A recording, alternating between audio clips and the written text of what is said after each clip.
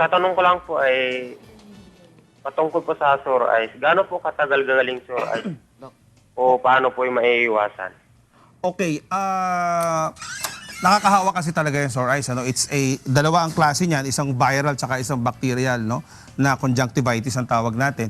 So parehong nakakahawa, parehong masakit sa mata, parehong namumula ang mata, parehong nagmumuta.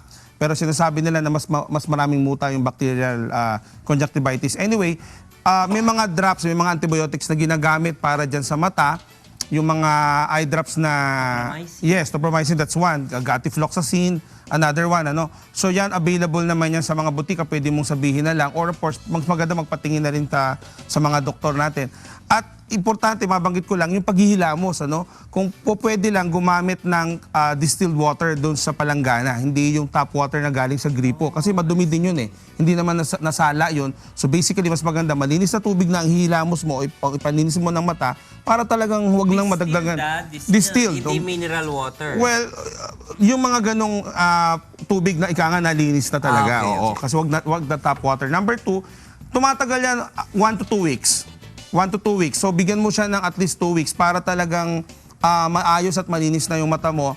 At iwasan mong humawak sa mga bagay na po pwedeng hawakan din ng ibang mga tao. No? Dapat magkaroon ng sariling utensils. Pag humawak ka sa pintuan, naglagay mo ng alcohol o mag-alcohol ka ng kamay para hindi ka rin makahawa.